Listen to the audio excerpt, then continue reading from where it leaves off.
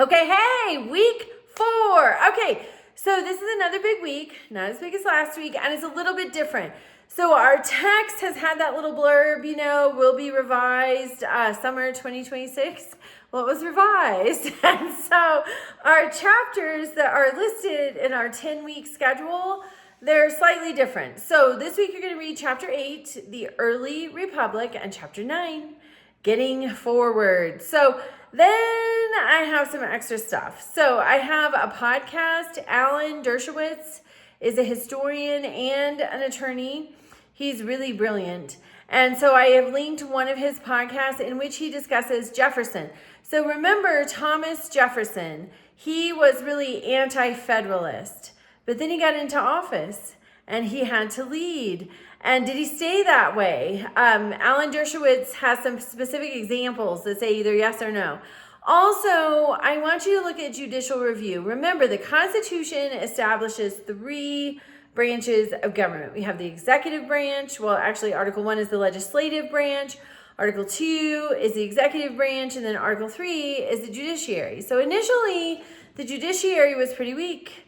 But when Chief Justice John Marshall became the Chief Justice of the Supreme Court, he defined the checks and balances as far as the judicial branch. And so we're going to look at that a little bit. It's called judicial review.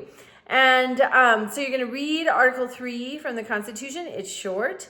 I'm going to read a little article about how judicial review was established in 1803 through the Marbury versus Madison case. James Madison. And then you have some questions to answer about that. So the reason that we are always looking at the Supreme Court is because that's really the historical record of our country. That's where we go when we have a question about what does the Constitution mean? What is the law? That's the decider, and it keeps track. Decisions change over time. Rulings change over time. For example, this is not within the time frame of our class, but in 1896, there was a case, Plessy versus Ferguson, and it established the separate but equal doctrine, which was horrible. It just perpetuated segregation in public accommodations. And there was one heroic dissenting justice in that court, the Plessy court. Chief Justice John Marshall Harlan. And I find his first and middle name interesting based on what we're studying this week. But anyway, Chief Justice John Marshall Harlan, in his dissent, he disagreed with the majority rule of the court. He said the Constitution is colorblind. So then, fast forward to the 1950s in Brown versus Board of Education, the court stands on Justice Harlan's dissent and says that separate is not equal. It creates a caste system. That's what Justice Harlan had said. And so they reverse it. So that's why we keep track of the Supreme Court. They are really just such a fabulous historical record for us. So that's why I want you to understand how it works. That's why it's part of class. Okay.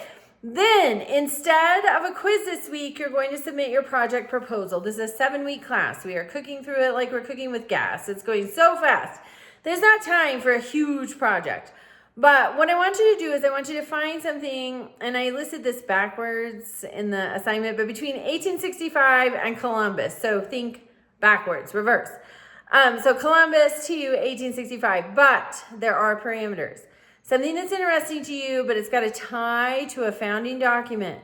It has to, so that's the Declaration of Independence, Articles of Confederation, Northwest Ordinance, Constitution. Those are your founding documents. The Bill of Rights, the first 10 amendments to the Constitution. Those are your founding documents. Then it's got to tie to a Supreme Court case. It has to have been mentioned in a Supreme Court case. Then, and you've got to name that case. Then it has to tie to a legislative action. Then it has to have modern day relevance. And for modern day relevance, we'll say it's 1950 to present. So I put an example for you. The example, the founding document is the 3/5 clause in the Constitution. The Supreme Court case is the Dred Scott decision. The legislative action is the Fugitive Slave Act of 1850. And then its modern relevance we see in the Civil Rights Act of 1964. So reach out with questions, but reach out through text, please. It's summer. I live on a working farm and ranch. I am not as available to my computer and my class messaging system as you might think. So please text me, reach out with questions, and have a great week and enjoy. I hope you're enjoying all of this information. If you want to do something about the Haitian revolt, you can. I think we could tie it to some legislation and some court rulings in the South, the southern states especially. Reach out to me. I can help you brainstorm that if you need. If you have a topic and you think, okay, I have these connections, you can float them past me if you want. Reach out. Let me know. Have a great week.